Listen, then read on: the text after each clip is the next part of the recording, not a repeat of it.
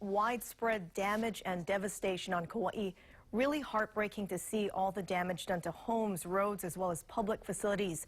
East Oahu was also hit really hard. And the list of things that have gone wrong, all the work that needs to be done is extensive. Here's some of the latest information. First, multiple agencies working to rescue residents and visitors stranded upon the Na Pali coast in Ha'ena and Wainiha, 30 campers also stuck along or within the Kalalau Trail.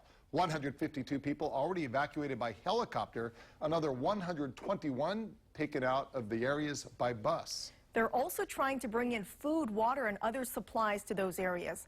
Hanalei Elementary School is closed and won't reopen until Wednesday. We have team coverage tonight on this story, but first we want to go to Bridget Namata, who is live on Kauai with me. Bridget.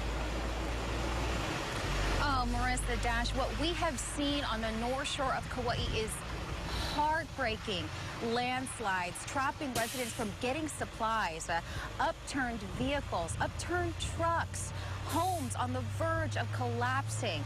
People are in desperate need of help. And while there is federal and government aid available, I've also noticed that the Kauai community is taking it upon themselves to help out in any way that they can. The people of Hanalei need help badly. It was the worst we've ever gone through. Me personally, I haven't ever experienced that. We've been through hurricanes and tsunamis, but this was a different kind of natural disaster that was just unbelievable. It really was. The weekend's flash flood waters chipped away at roads, leaving gaping holes in the middle of streets. Homes by the Hanalei Pier sustained serious damage. Houses look as though they are on the verge of collapsing at any moment. The pier itself is unrecognizable. Here's something you don't see every day. The road here at Hanalei Pier completely caved in. 3 trucks in a row, upturned and lodged in sand. And this isn't normal either. That used to be the restroom. It's like really sad seeing everyone and everything that needs help, but we can't really get it right, not at this moment, but we're trying our hardest. Ka'ua Hermasura boards at Kamehameha schools. He's not at school today because floodwaters prevented him from making his flight to Oahu. He spent the day helping his dad, moving supplies to those in need. It's been pretty crazy trying to get people like in and out of Hanalei and supplies because there's no water, no electricity, and it's just like shocking to see where you've grown up just be like this. Kauai officials finally reopened certain roads into Hanalei today, deeming it safe enough for cars to get through. But people in Wainiha and Ha'ena are still stuck. I'm sure that Wainiha and Ha'ena are probably worse because there's so many more people there. The only road into the two towns is Kuhio Highway. Transportation officials say there are at least 10 landslides along the highway before you reach Wainiha. I'm told no one is allowed to drive through because it isn't safe.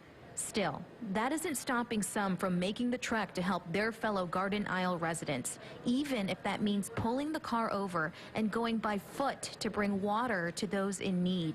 This is, I think, 276. And then we had 2 more pallets, which has 70 cases each on each pallet. Just come on and help everyone. Let's just stand together as one.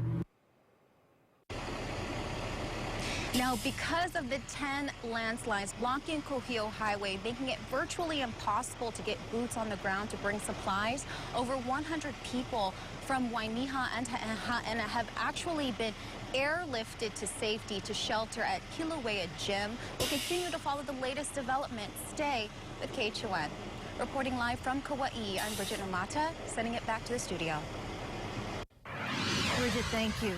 The Department of Water on Kauai is warning residents don't drink the water in the Wainiha and Ha'ena areas. The water may be contaminated.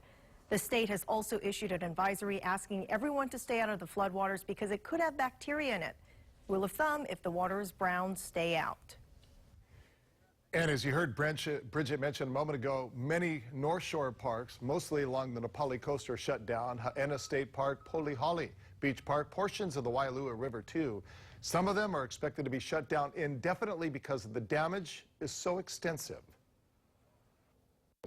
That's the intensity of what has happened to date, from this waterfall that has just come and hit our island in so many different ways that has just changed the footprint of the entire North Shore area. So now the question is how quickly we can respond back and take care of our people. Mayor Carvalho and Governor David Ige also got an aerial tour at the look at all the devastation with the help of the National Guard. An emergency proclamation also issued yesterday, and today Governor Ige commending Kauai's first responders for their continued search and rescue efforts. The Red Cross has also been stepping up to help. Since Saturday, it's opened 5 shelters on Kauai. One of them got flooded, stranding 61 people. They wanted to airlift them out yesterday, but helicopters were grounded because of the thunderstorms. They finally got them out around noon today. 10 others had to be airlifted from Wainiha to Princeville Airport.